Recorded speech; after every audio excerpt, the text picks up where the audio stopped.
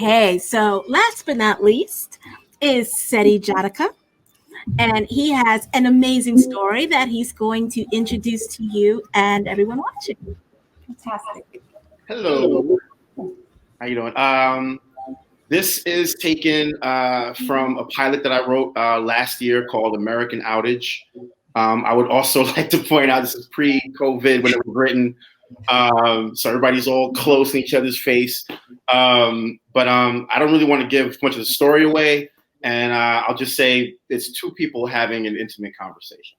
Okay, thank you.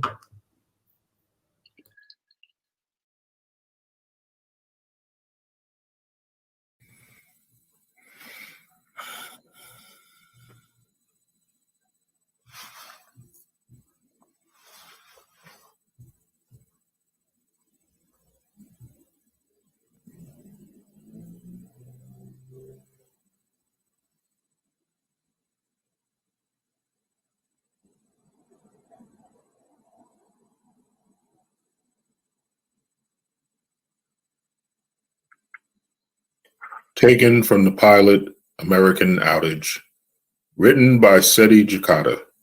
Cast in the role of Kyle, David Roberts. In the role of Celia, Natalie Jacobs. Narrated by M.A. Dennis.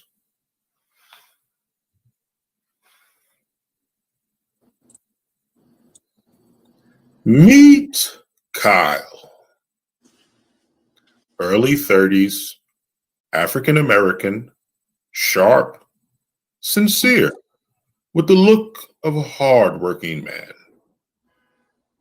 Next to him is Celia. Early 30s, also African American, highly intelligent, confident, assertive. Candles burn behind them to a near silhouette, a tender and intimate moment. See, I have something that I have to say to you that I'm probably going to say wrong. You usually do. So I need you to look past the words and feel what I'm saying. I feel like you're about to say something stupid. See, I'm being serious. I've been thinking about this for a minute. Maybe you might want to take another minute. You're always saying that I don't take things serious. Here I am, trying to take something serious. I'm sorry. It's just that was definitely not the best intro, so please, just say what you have to say. You know I love you, right? Like on some deep, inner, bottom of my soul, forever type love you. But? And you mean everything to me. I can't imagine what my life would be like without you. And I don't ever want to find out. You bring out the best in me. You make me want to be the type of man that you deserve, which I haven't always been. Is Celia biting her lip? Clearly remembering one of Kyle's previous fuck-ups. But I am now. I know that I can be the type of man that you want and the type of man that you need me to be. You have to know that. I'm sorry that it took this long. I'm sorry for ever giving you reasons to doubt me or reasons to doubt us. I want you to know, here and now, no matter what, that you can count on me. I do feel that way. That's why I'm still here. It's just that with everything being crazy right now, that I just might, maybe, I mean, I know that this is hard for you, but I just might, maybe, I'm taking your feelings into account. I'm respecting you 100% as a person, as a woman, as a person who is a woman, a strong, independent type woman, not a stereotypical strong, independent type woman, but like a real Angela Davis. Say what you have to say. Okay. I might sometimes just may need you to just shut the fuck up. I mean, like on some life and death, critical split second, no time for a debate at the moment. Just please, just shut the fuck up and let me lead. Without this shit. just please, sometimes just shut the fuck up and please just work with me. I see. Kyle knows this tone. He done fucked up now. Okay, now wait. Now, I'm not saying that I'm the boss. I'm not saying that we're not equal partners in the decision-making process. There are definitely times where there are things that I don't see that you do, and I may need to shut the fuck up. And I will gladly shut the fuck up. This might be one of those times. Look, I mean it. Reaching into his pocket, Kyle retrieves a Queen of Hearts playing card with something scribbled on it. He presents the card to Celia. This is the Kyle shut the fuck up card. It entitles you, Celia, in the discussion, debate, or a situation that I'm not quite getting. You just pull out this card and we do things your way. Bam. That's it. Because I love you. And I respect your judgment. Celia glares skeptically. So when I pull out this card, you're just going to shut the fuck up and do whatever I say? Yep. Celia eyes the card. It does indeed have the words, Kyle, shut the fuck up, written on the face. She snatches it quickly. Okay. Kyle waits. Kyle waits for Celia to respond.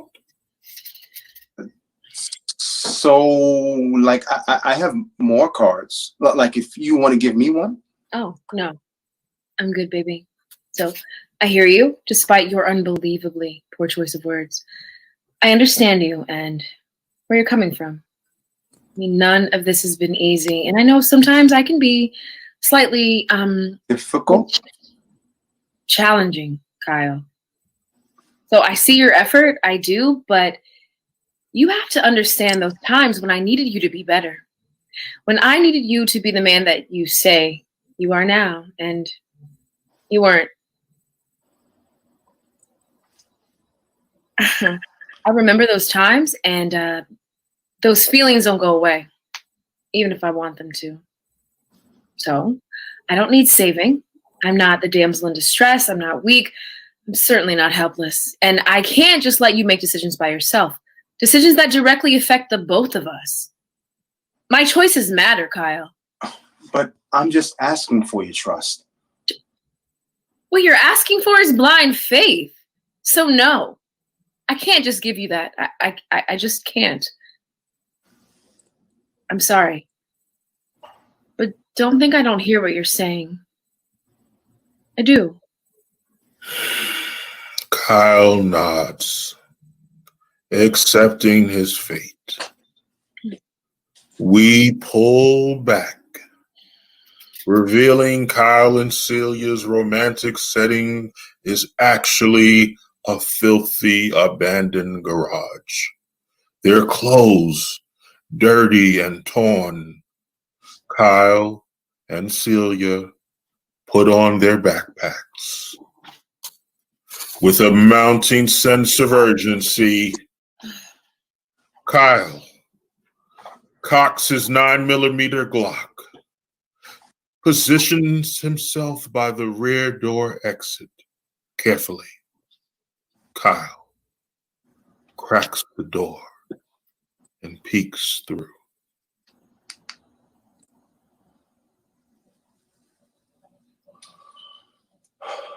Okay. So we do this together, side by side, as equal partners. It's the only way this works.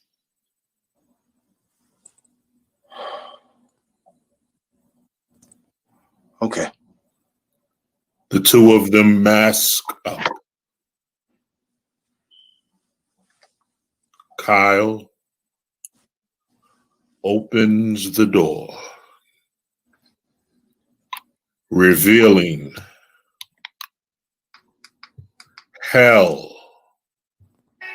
on earth.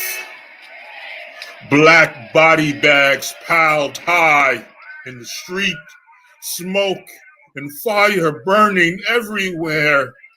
Clusters of crashed vehicles lie mashed and mangled under a powerless traffic light. Shirtless brutes drag a woman out of a window by her hair. Feral dogs gnaw on half-rotted corpses as a police officer screaming, "All lives matter!" is lynched by a mob of black children wearing masks.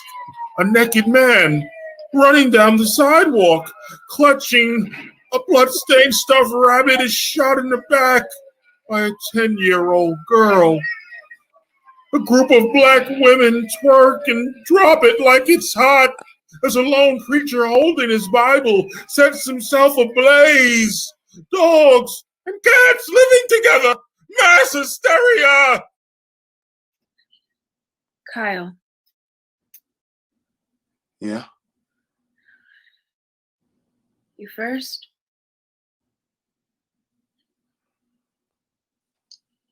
Kyle steps in front and takes Celia's hand as they enter the madness of American outage.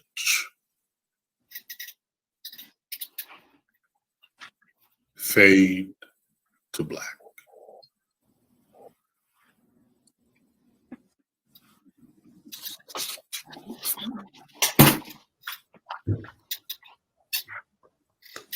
Please welcome the cast of American Outage, written by Seti Jadaka. Hello, my name is Natalie Jacobs. I played Celia. My Instagram handle is Natty.J. That's NATTY.JAE. Hello, all. My name is David Roberts, playing the role of Kyle, and you can reach me on Instagram at I am D Roberts. That's I as in igloo, A as in apple, M as in mom, D as in David, Roberts as in Julia Roberts at IG. Hi, I am M.A. Dennis, and it has been my pleasure to serve as your narrator. I am on IG under M_A_Dennis575.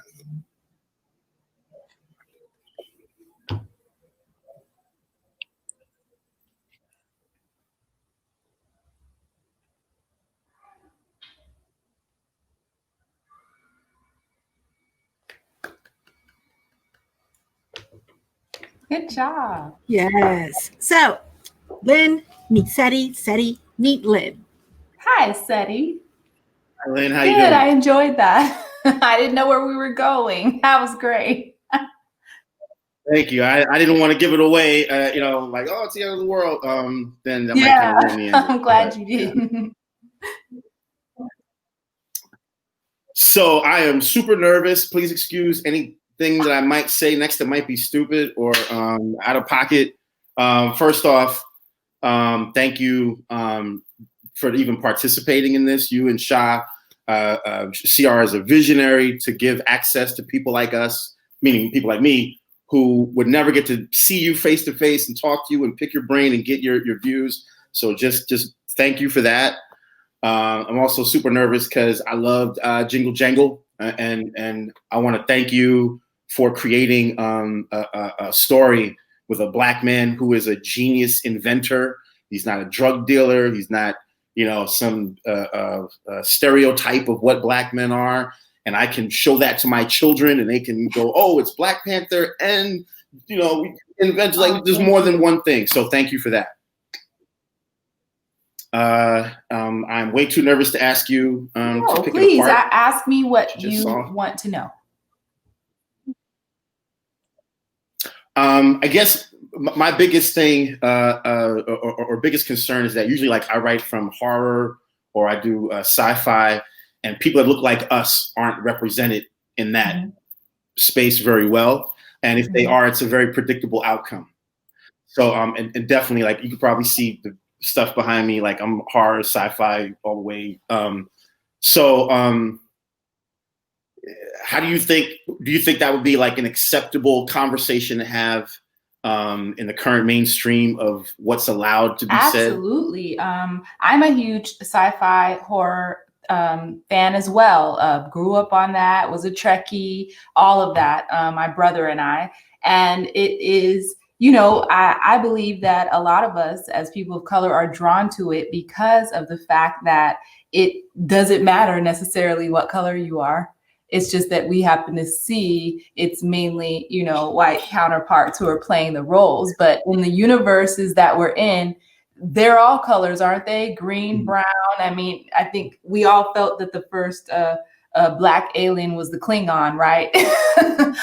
Right. So no, I especially now, I think that those barriers are being broken. With horror, with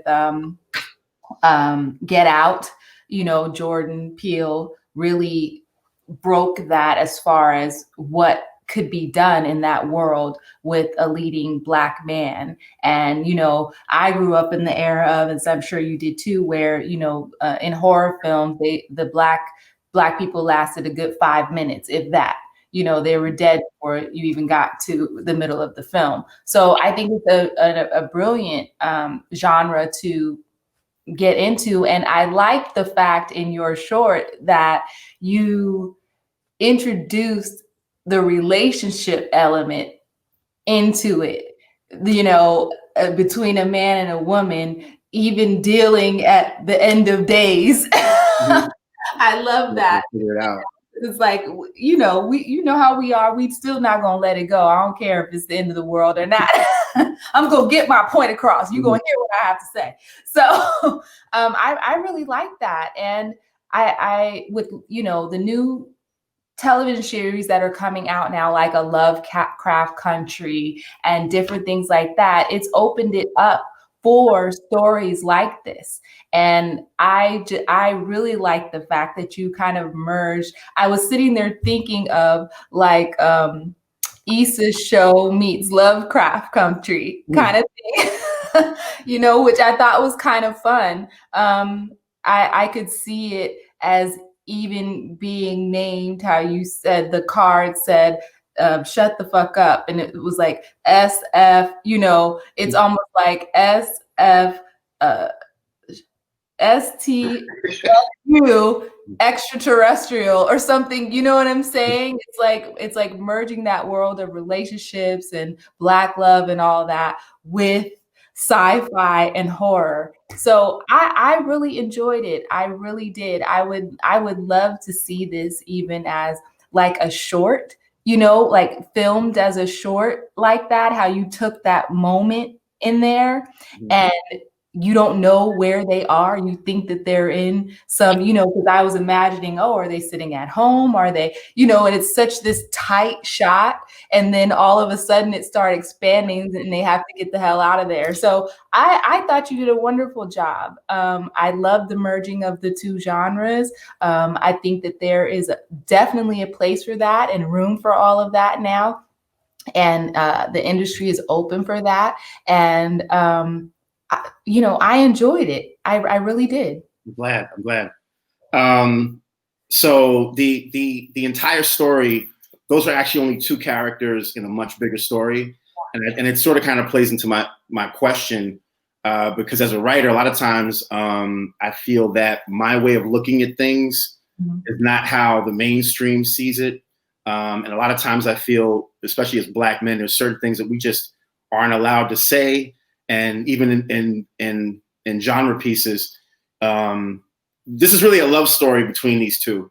Yeah. And I didn't know any way that I could have a Black man and a Black woman in a real love story working together. Because I see Black people do it in real life. Black men, Black women working together. Maybe things aren't perfect, but they figure it out and they get the job done by pulling together. I wanted to do that, but I couldn't see how to do it unless the world was ending. Unless there were other subplots and major plots going on where this guy's over here and there's this thing with the convicts escaping from the prison and the Amish have to figure out, are they going to turn to violence? And, there's a huge other component of the story, but I kind of weave them in and out, and they're like the love part of the story, because I just don't know, based on what I've seen, and maybe I got the wrong channels, not watching the right movies. I really don't see Black women and Black men together working side by side as a cooperative team. And so, which again leads me to my next question. Is it that these projects are out there, but they're not being greenlit? Or is it that people are more catering to what's already the norm? That is a possibility, that they're out there and they're not being greenlit. But I don't think you should be afraid to tell these stories, because it's great if you have a unique voice. It's great that if you're trying to weave in something that we haven't necessarily seen before, but someone needs to see it. And the only thing that I could say is maybe something close to it now would be Lovecraft Country, because it is, I've only seen a few episodes, but what I've seen is, the Black man, the Black woman, and they're trying to get the hell out of what the heck is going on in this crazy world, that's set in period. But I like the fact that you're saying that you want to interweave that. And hey, let's interchange it, because you've seen it where a white woman and a white man have worked together to get out of a scenario, right? Mm-hmm. Yeah. So all you're doing is creating a specificity within your character. You see what I'm saying? So you could still tell these stories, but what makes it unique is the specificity that you bring to the table by interweaving something that you want to see and experience, for yourself. So do you think that, obviously this is a crazy year, and the entire landscape of what's happening behind the scenes is changing. Do you think that, and with respect to the genius of Jordan Peele, and the genius of Lovecraft Country, a phenomenal show. Yeah. As a Black man who watches a lot of Black TV, the set pieces were there. The special effects were there, the environment was there, but I still kind of found myself being able to say, I know what he's going to do. I know what he's going to be. I know what she's going to do. I know, and to almost where, and again, the pure genius, the unmitigated talent. But at the same time, I feel like we're getting a lot of bigger budgets. Yeah. But the same character stereotypes. Right. You want more nuances to the characters. And I completely understand that. And I think that that is something that's needed and necessary, because like, as you said, you know, the things that happened in even Jingle Jangle, you weren't expecting to see those things. And I am a fan that it's like peeling an onion. You know, you want to see and feel the layers that you're going through in the story. You want the unexpected. You don't want to figure it out from the beginning. And that's the cleverness in storytelling. I'm sure that even with a lot of white films, you're like, oh, I already know what's going to happen. You broke this down. You like, nope, nope, nope. I see. Exactly. There was oh, I guess we're out of time. Oh, my bad. I was running my mouth. No worries. Let's keep talking. We can keep talking, but I want to bring in the other writers and Adriana and Jessica, and maybe we can share some of this conversation.